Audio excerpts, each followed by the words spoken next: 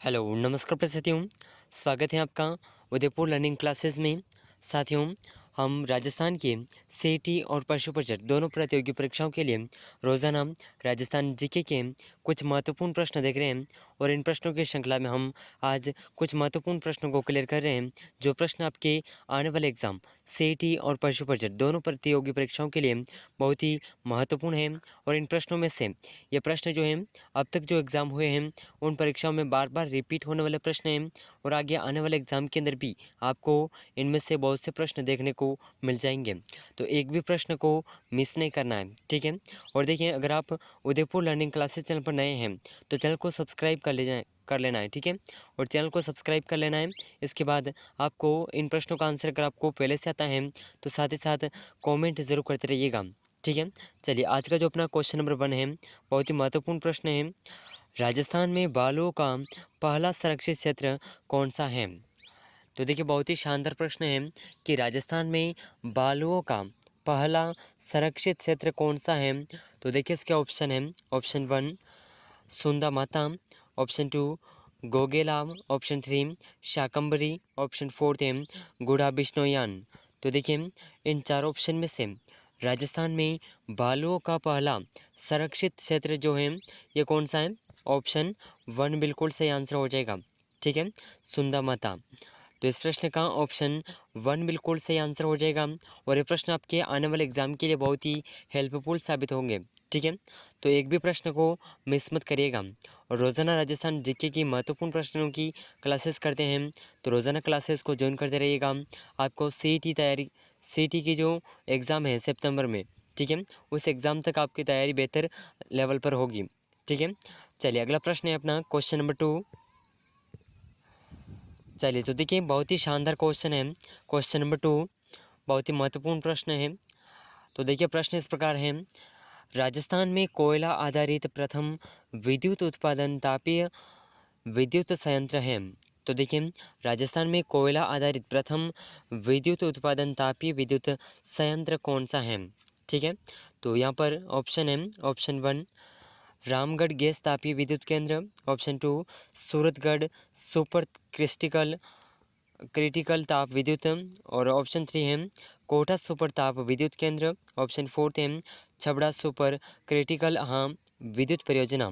तो देखिए, इन चार ऑप्शन में से जो इस प्रश्न का सही आंसर है, यह सही आंसर हो जाएगा ऑप्शन 3।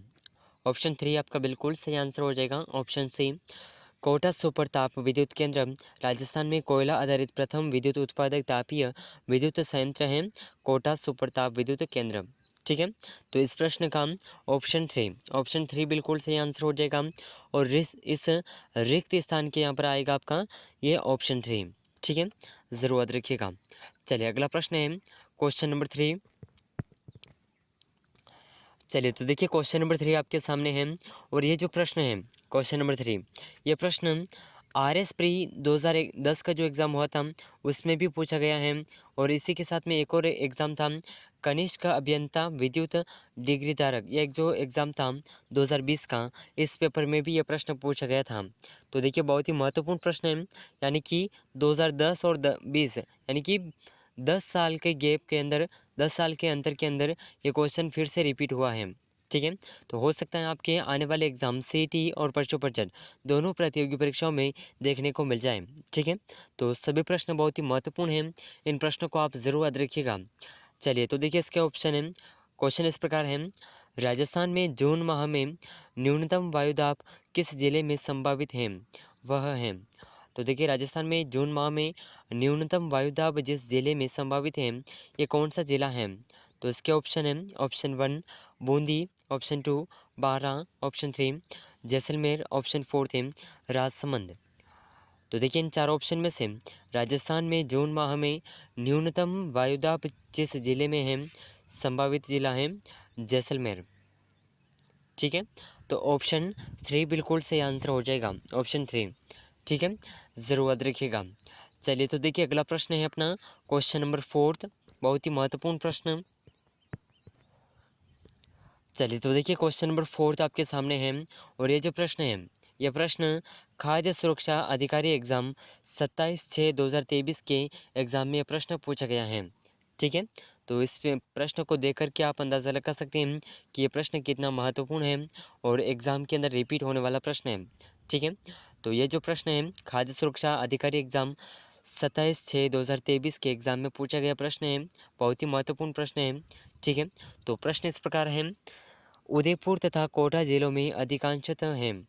तो देखिए, उदयपुर और कोटा जिलों में अधिकांशतः क्या है?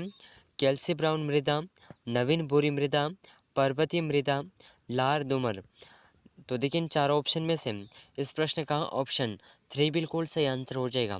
ठीक है, ऑप्शन 3 उदयपुर तथा कोटा जिलों में अधिकांशतः पर्वतीय मृदा है, यानी कि पर्वतों की मिट्टी है।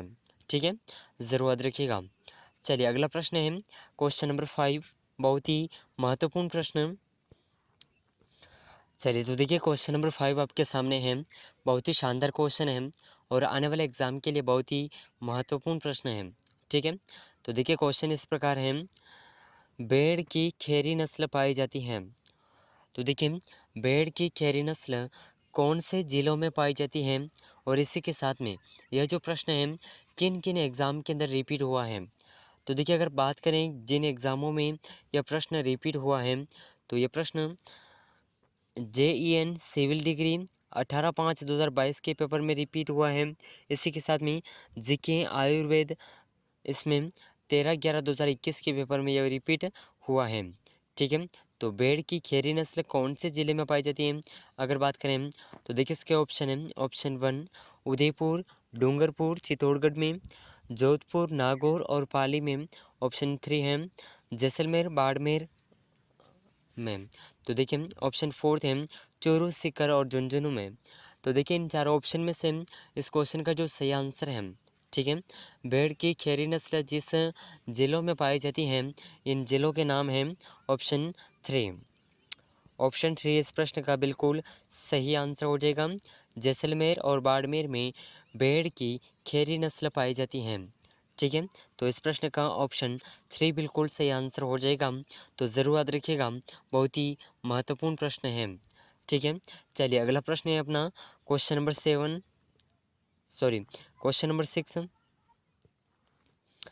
चलिए तो देखिए, क्वेश्चन नंबर 6 आपके सामने है, बहुत ही शानदार क्वेश्चन है।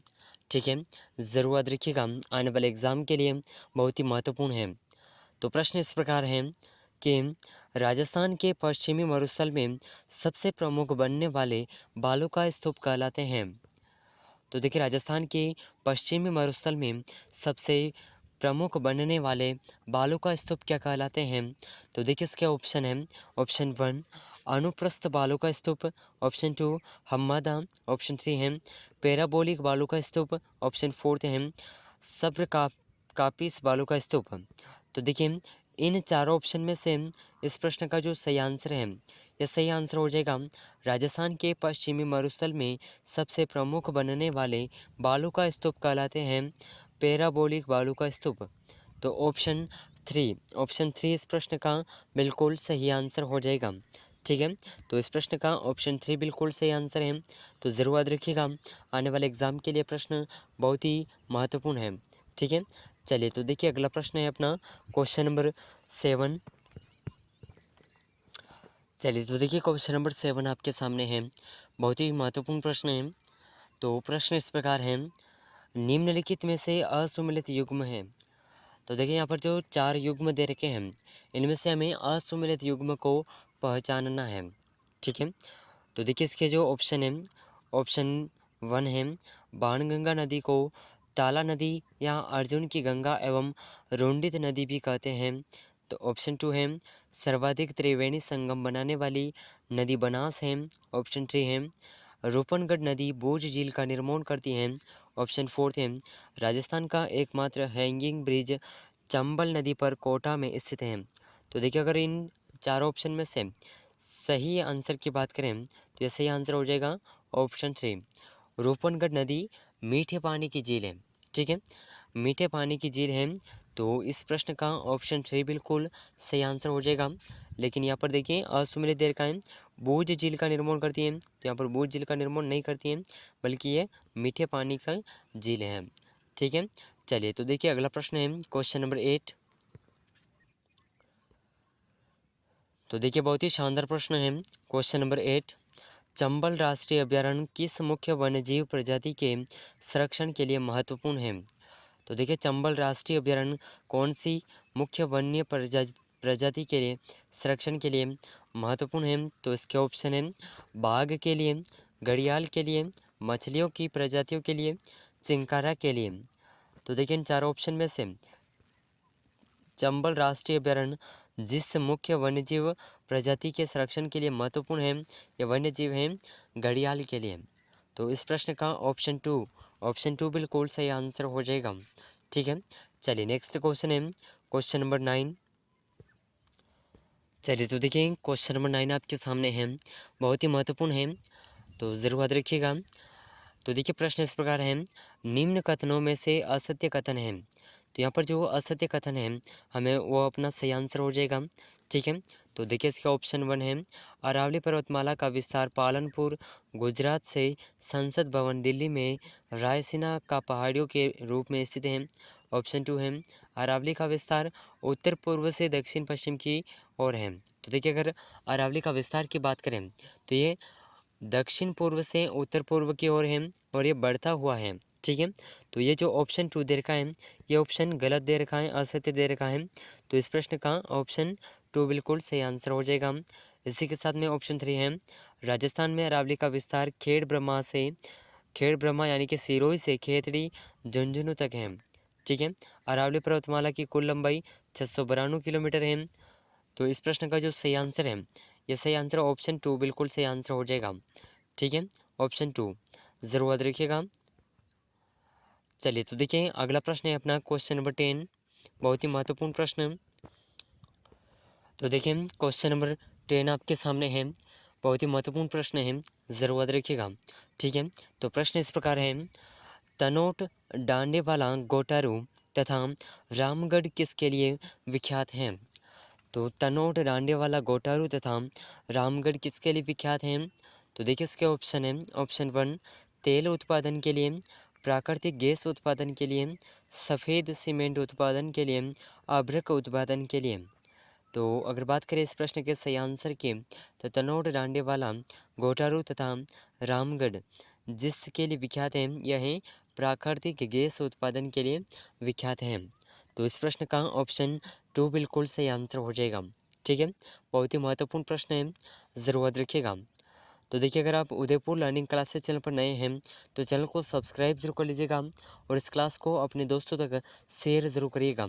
ठीक है, और देखिए राजस्थान के सीईटी और पशु परिचय दोनों परीक्षाओं की तैयारी के लिए हम इस चैनल पर रोज़ाना लगातार राजस्थान जीके के महत्वपूर्ण प्रश्नों की क्लासेस को कवर कर रहे हैं। तो आप इन प्रश्नों को ज़रूर वॉच करिएगा और रोज़ाना क्लासेस को ज्वाइन करते रहिएगा। ठीक है, सीईटी एग्ज़ाम तक आपकी तैयारी बेहतर लेवल पर होगी, ये आप इस प्रश्नों को देख करके अंदाज़ा लगा सकते हैं। और ये प्रश्न अब तक जो एग्ज़ाम हुए हैं उन प्रतियोगी परीक्षाओं में बार बार रिपीट होने वाले प्रश्न हैं और आगे आने वाले एग्ज़ाम के अंदर भी आपको इनमें से बहुत से प्रश्न देखने को मिलेंगे। ठीक है, तो चलिए अगला प्रश्न है अपना क्वेश्चन नंबर 11, वृहत राजस्थान का प्रधानमंत्री कौन था? तो देखिए वृहत राजस्थान का प्रधानमंत्री कौन था? तो देखिए इसके ऑप्शन है, ऑप्शन 1 गोकुल भाई भट्ट, यहाँ पर जो मोकुल दे रखा है इसके स्थान पर आएगा गोकुल भाई भट्ट। ठीक है, ऑप्शन 2 है जय नारायण व्यास, ऑप्शन 3 हीरालाल शास्त्री, ऑप्शन 4 है माणिक्यलाल वर्मा। तो देखिए इन चारों ऑप्शन में से जो वृहत राजस्थान के प्रधानमंत्री थे ये थे हीरालाल शास्त्री। ठीक है, तो ऑप्शन 3 बिल्कुल सही आंसर हो जाएगा। इस प्रश्न का ऑप्शन 3 बिल्कुल सही आंसर हो जाएगा, ज़रूर याद रखिएगा। ठीक है, चलिए नेक्स्ट क्वेश्चन है क्वेश्चन नंबर 12। चलिए तो देखिए बहुत ही महत्वपूर्ण प्रश्न पूछा गया है।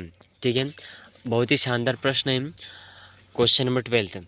निम्नलिखित में से कौन सा स्थल राजस्थान में 1857 की जो ईस्वी की क्रांति हुई थी उसका केंद्र नहीं था?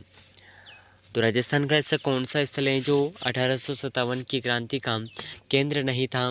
तो देखिए इसके ऑप्शन है, option 1 Ajmer, option 2 Neemuch, option 3 Auwa. तो ये सभी क्या थे? 1857 की क्रांति के केंद्र थे। ठीक है, लेकिन जयपुर 1857 की जो क्रांति थी उसका केंद्र नहीं था। तो इस प्रश्न का जो सही आंसर है, ठीक है, ये ऑप्शन 4 हो जाएगा। और ये सभी केंद्र थे अजमेर, नीमच और आहुआ, ज़रूर याद रखिएगा। ठीक है, चलिए अगला प्रश्न है अपना क्वेश्चन नंबर 13।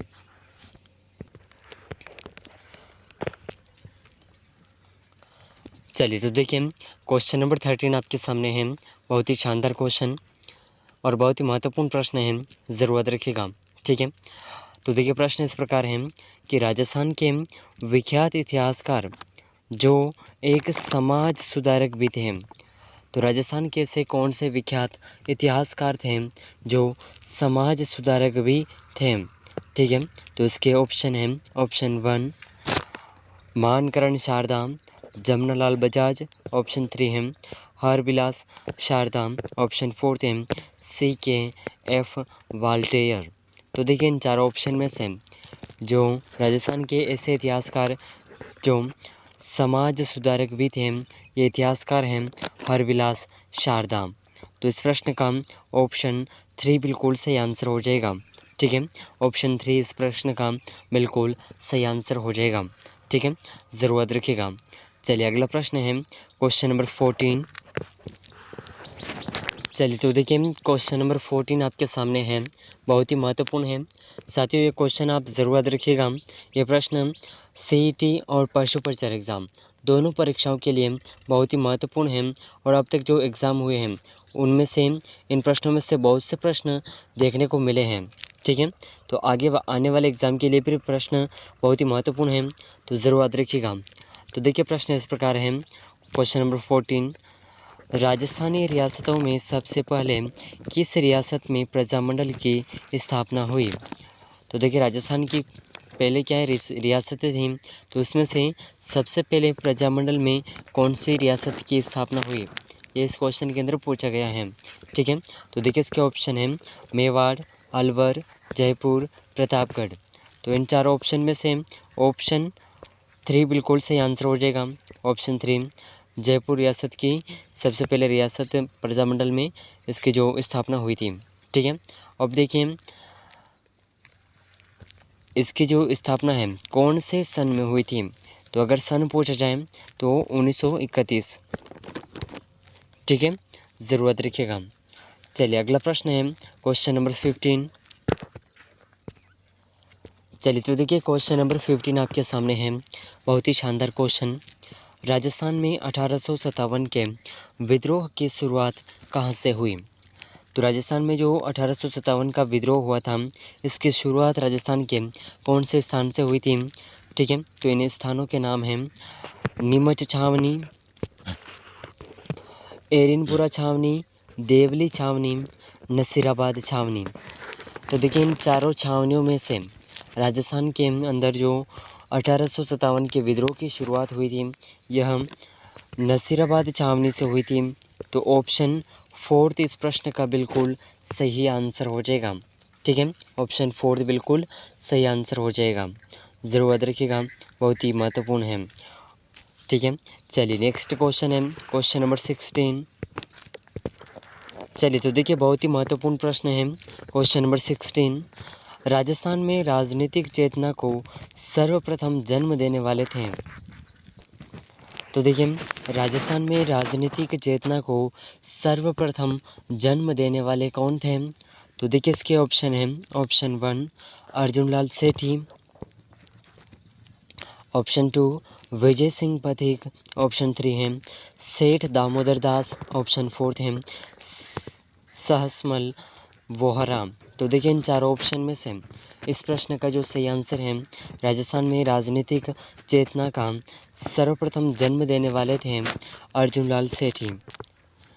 तो इस प्रश्न का ऑप्शन 1 बिल्कुल सही आंसर हो जाएगा। ठीक है, ऑप्शन 1 बिल्कुल सही आंसर हो जाएगा, ज़रूर याद रखिएगा। चलिए नेक्स्ट क्वेश्चन है क्वेश्चन नंबर 17। चलिए तो देखिए क्वेश्चन नंबर 17 आपके सामने है। बहुत ही महत्वपूर्ण प्रश्न है, ठीक है। और इस क्वेश्चन के अंदर हम आपसे एक सवाल भी पूछेंगे जिसका आंसर आप हमें कमेंट में बताइएगा, ठीक है। तो देखिए बहुत ही शानदार प्रश्न है। मेवाड़ प्रजामंडल की स्थापना जिसके द्वारा की गई वह है। तो देखिए मेवाड़ प्रजामंडल की स्थापना किसके द्वारा की गई, ठीक है। तो देखिए इसके ऑप्शन है, ऑप्शन 1 माणिक्यलाल वर्मा, ऑप्शन 2 पंडित गौरीशंकर, ऑप्शन 3 है मोहनलाल सुखाड़िया, ऑप्शन 4 है भोगीलाल पंड्या। तो देखिए इन चार ऑप्शन में से मेवाड़ प्रजामंडल की स्थापना किसके द्वारा की गई। तो इस प्रश्न का ऑप्शन 1 बिल्कुल सही आंसर हो जाएगा, माणिक्यलाल वर्मा द्वारा। चलिए तो ये बताइए कि इसके अध्यक्ष कौन थे, मेवाड़ प्रजामंडल की स्थापना के अध्यक्ष कौन थे, ज़रूर बताइएगा, ठीक है। तो चलिए नेक्स्ट क्वेश्चन है, क्वेश्चन नंबर 18, बहुत ही महत्वपूर्ण प्रश्न। तो देखिए क्वेश्चन नंबर 18 आपके सामने है। स्वतंत्रता संग्राम सेनानी एवं शहीद सागरमल गोपा कहाँ के निवासी थे। तो देखिए स्वतंत्रता सेनानी एवं शहीद सागरमल गोपा कहाँ के निवासी थे। तो देखिए इसके ऑप्शन है, ऑप्शन 1 जैसलमेर, बीकानेर, अजमेर और जोधपुर। तो सही आंसर हो जाएगा जैसलमेर। ऑप्शन 1 इस प्रश्न का बिल्कुल सही आंसर हो जाएगा, ठीक है। चलिए अगला प्रश्न है, क्वेश्चन नंबर 19। तो देखिए ये प्रश्न आपको याद रखना बहुत ही महत्वपूर्ण है, क्योंकि ये प्रश्न आने वाले एग्ज़ाम के लिए और जो अब तक एग्ज़ाम हुए हैं उनमें बहुत ही महत्वपूर्ण है, ठीक है। तो देखिए क्वेश्चन इस प्रकार है।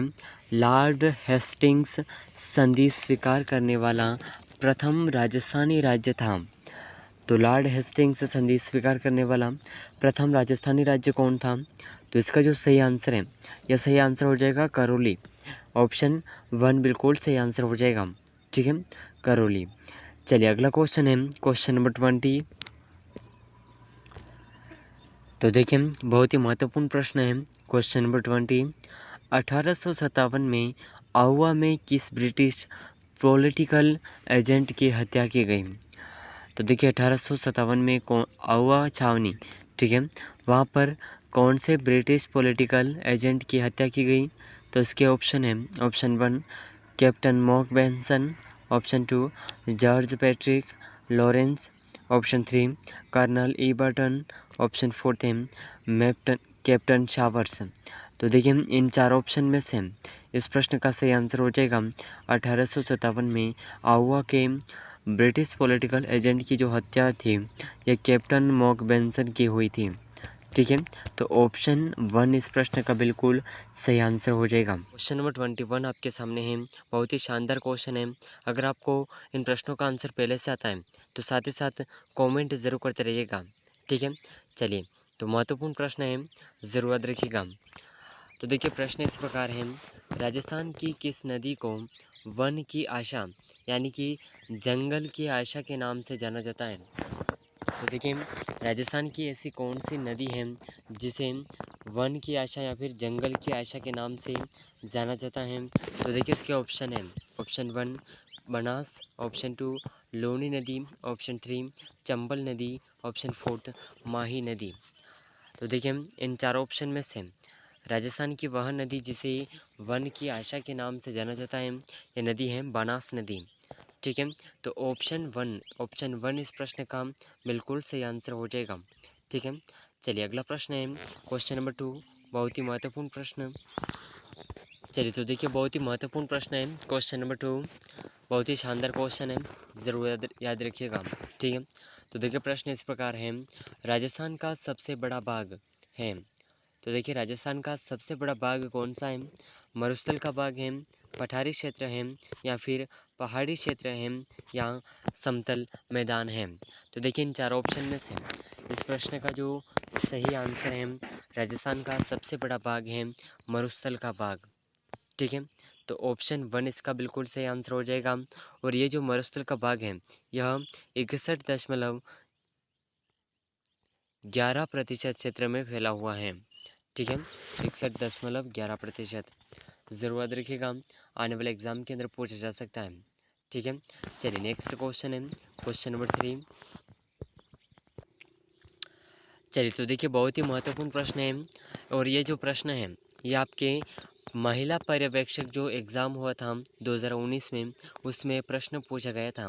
तो आने वाले एग्ज़ाम सीईटी और पशु परिचर दोनों परीक्षाओं के लिए प्रश्न बहुत ही महत्वपूर्ण है, ज़रूर याद रखिएगा। ठीक है, चलिए तो देखिए इसके ऑप्शन है। ऑप्शन 1, तारकशी के आभूषण के लिए राजस्थान का कौन सा स्थान प्रसिद्ध है? तो तारकशी के आभूषण के लिए राजस्थान का कौन सा स्थान प्रसिद्ध है? तो देखिए इसके ऑप्शन है। ऑप्शन 1, नाथद्वारा, चित्तौड़गढ़, बाड़मेर, उदयपुर। तो इन चारों ऑप्शन में से जो इस प्रश्न का सही आंसर है, ये सही आंसर आप हमें कमेंट ज़रूर करिएगा। ठीक है, कमेंट इस प्रश्न का आंसर आपको करना है अगर आपको इसका जो आंसर है पहले से पता है तो। ठीक है, वैसे इसका सही आंसर हो जाएगा तारकशी के आभूषण राजस्थान का नाथद्वारा क्षेत्र से प्रसिद्ध है। ठीक है, तो ऑप्शन 1 बिल्कुल सही आंसर हो जाएगा।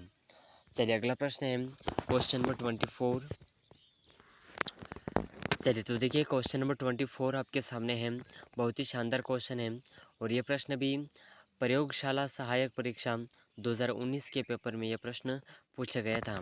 तो देखिए प्रश्न इस प्रकार है, राजस्थान के किस गढ़ को दारागढ़ के नाम से भी जाना जाता है? तो देखिए राजस्थान का ऐसा कौन सा गढ़ है जिसे दारागढ़ के नाम से भी जाना जाता है?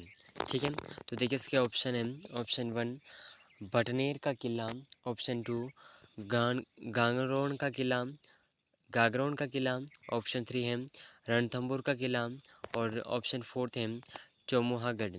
तो देखिए इन चार ऑप्शन में से इस प्रश्न का जो सही आंसर है, राजस्थान के किस गढ़ को दारागढ़ के नाम से भी जाना जाता है, तो यह हो जाएगा ऑप्शन 4 चौमुहागढ़। ठीक है, तो ऑप्शन डी बिल्कुल सही आंसर हो जाएगा। ऑप्शन डी ज़रूर याद रखिएगा। ठीक है, आने वाले एग्ज़ाम के लिए बहुत ही महत्वपूर्ण प्रश्न है। चलिए तो देखिए नेक्स्ट क्वेश्चन है क्वेश्चन नंबर 25। चलिए तो देखिए बहुत ही शानदार क्वेश्चन है, महत्वपूर्ण प्रश्न है, ज़रूर याद रखिएगा। तेरिया तेल हमीर हट चढ़े न दूजी बार, यह किस दुर्ग के शासक से संबंधित है? तो देखिए ये जो कहावत है, ठीक है, तेरिया तेल हमीर हट चढ़े न दूजी बार, तो यह कौन से दुर्ग के शासक से संबंधित है? इस क्वेश्चन के अंदर पूछा गया है। तो देखिए इसके ऑप्शन है। ऑप्शन 1, रणथंभौर का शासक। ऑप्शन 2, मेहरानगढ़ का शासक। ऑप्शन 3 है चित्तौड़गढ़ के शासक। ऑप्शन 4 है आमेर के शासक। तो देखिए इन चार ऑप्शन में से तेरिया तेल हमीर हट चढ़े न दूजी बार, ये जो कहावत है यह रणथंभौर के शासक से संबंधित है। तो ऑप्शन 1 बिल्कुल सही आंसर हो जाएगा। ठीक है, ऑप्शन 1 ज़रूर याद रखिएगा, बहुत ही महत्वपूर्ण प्रश्न है। चलिए अगला प्रश्न है क्वेश्चन नंबर 26।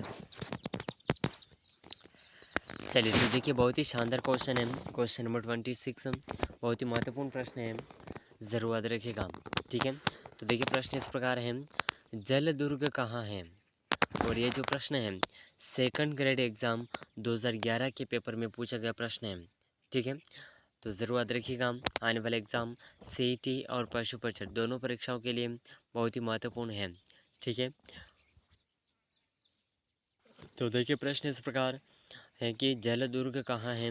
तो इसके ऑप्शन है काली सिंध और आहू नदियों के संगम पर, पिछोला झील में, गंभीर नदी पर और चंबल नदी पर। तो देखिए इन चार ऑप्शन में से जल दुर्ग जो है काली सिंध और आहू नदियों के संगम स्थल पर है। तो इस प्रश्न का ऑप्शन 1 बिल्कुल सही आंसर हो जाएगा। ठीक है, ऑप्शन 1। चलिए अगला प्रश्न है क्वेश्चन नंबर 27। चलिए तो देखिए बहुत ही शानदार प्रश्न है क्वेश्चन नंबर 27, बहुत ही महत्वपूर्ण प्रश्न है। ठीक है, ज़रूर याद रखिएगा। देवीकुंड सागर की छतरियाँ कहाँ स्थित हैं? तो देखिए देवीकुंड सागर की छतरियाँ कहाँ पर स्थित हैं? तो इसके ऑप्शन हैं उदयपुर, जैसलमेर, जयपुर, बीकानेर। तो देखिए इन चार ऑप्शन में से इस प्रश्न का सही आंसर हो जाएगा देवीकुंड सागर की छतरियाँ बीकानेर में स्थित हैं। ठीक है, तो ऑप्शन 4 बिल्कुल सही आंसर हो जाएगा। ठीक है। ऑप्शन फोर्थ इस प्रश्न का बिल्कुल सही आंसर हो जाएगा, ज़रूर याद रखिएगा। चलिए अगला प्रश्न है क्वेश्चन नंबर 28। तो देखिए बहुत ही महत्वपूर्ण प्रश्न है आने वाला एग्ज़ाम सीईटी और पशु परिचर के लिए। ठीक है, तो प्रश्न इस प्रकार है कि कलीला दमना है, तो ये कलीला और दमना क्या है? तो देखिए इसके ऑप्शन है मेवाड़ शैली की कहानी के दो पात्रों के नाम, ऑप्शन 2 है दो प्रसिद्ध शायरों के नाम, ऑप्शन 3 है अजमेर दरगाह की देगों के नाम, ऑप्शन 4 है इंदिरा गांधी नहर की दो शाखाओं के नाम। तो देखिए कलीला और दमना ये जो है मेवाड़ शैली की कहानी के दो पात्रों के नाम हैं। ठीक है, तो ऑप्शन 1 बिल्कुल सही आंसर हो जाएगा। ठीक है, चलिए अगला प्रश्न है क्वेश्चन नंबर 29। चलिए तो देखिए बहुत ही महत्वपूर्ण प्रश्न है, शानदार प्रश्न है आने वाले एग्ज़ाम सीईटी और पशु परिचर एग्ज़ाम के लिए। अगर आप इन प्रश्नों को एंड तक वॉच करते हैं तो ये प्रश्न आपके आने वाले एग्ज़ाम सीईटी पशु परिचर दोनों परीक्षाओं के लिए बहुत ही हेल्पफुल साबित होंगे। अगर आप उदयपुर लर्निंग क्लासेस चैनल पर नए हैं तो चैनल को सब्सक्राइब जरूर कर लीजिएगा। तो देखिए प्रश्न इस प्रकार है कि राजस्थानी विचारधारा की चित्रकला का आरंभिक मुख्य केंद्र था। तो राजस्थान की विचारधारा की चित्रकला का आरंभिक मुख्य केंद्र कौन सा था? तो ये जो प्रश्न है ये आरएस प्री एग्ज़ाम 2003 के पेपर में पूछा गया प्रश्न है। ठीक है, तो देखिए इसके ऑप्शन है बीकानेर, जयपुर, बूंदी, जैसलमेर। तो इन चारों ऑप्शन में से राजस्थानी विचारधारा की चित्रकला का आरंभिक मुख्य केंद्र जो है यह है बूंदी। तो ऑप्शन 3 बिल्कुल सही आंसर हो जाएगा। ठीक है, ऑप्शन 3 ज़रूर याद रखिएगा। चलिए अगला प्रश्न है क्वेश्चन नंबर 30। तो देखिए क्वेश्चन नंबर 30 आपके सामने है, बहुत ही महत्वपूर्ण प्रश्न है, ज़रूर याद रखिएगा। ठीक है, तो देखिए प्रश्न इस प्रकार है कि अचलदास खेचरी वचनिका से कहाँ का इतिहास मुख्य रूप से ज्ञात होता है? तो देखिए अचलदास खेची की वचनिका से जो इतिहास का मुख्य रूप ज्ञात होता है यह ऑप्शन है जालोर, जैसलमेर, अजमेर, गागरोन। तो इन चारों ऑप्शन में से सही आंसर हो जाएगा गागरोन। अचलदास खिचड़ी वचनिका से गागरोन जो किला था उसके मुख्य रूप से जो इतिहास से सबूत हैं वो ज्ञात होते हैं। ठीक है, तो इस प्रश्न का ऑप्शन डी बिल्कुल सही आंसर हो जाएगा, ऑप्शन डी। और ये जो प्रश्न है ग्राम सेवक एग्ज़ाम 2008 के पेपर में पूछा गया प्रश्न है। तो देखिए अब तक हमने जो इस क्लास में क्वेश्चन कवर किए हैं ये सभी प्रश्न आने वाले एग्ज़ाम के लिए बहुत ही महत्वपूर्ण हैं। साथ ही साथ जो अब तक एग्ज़ाम हो चुके हैं उन एग्ज़ाम में बार बार पूछे जाने वाले प्रश्न हैं। ठीक है, तो ये प्रश्न आपके आने वाले सीईटी और पशु परिचर दोनों परीक्षाओं के लिए बहुत ही महत्वपूर्ण रहेंगे। तो अगर आप उदयपुर लर्निंग क्लासेस चैनल पर नए हैं तो चैनल को सब्सक्राइब जरूर कर लीजिएगा और इस क्लास को अपने दोस्तों तक शेयर ज़रूर करिएगा। मिलते हैं अगले महत्वपूर्ण प्रश्नों के साथ में, तब तक के लिए जय हिंद, जय भारत।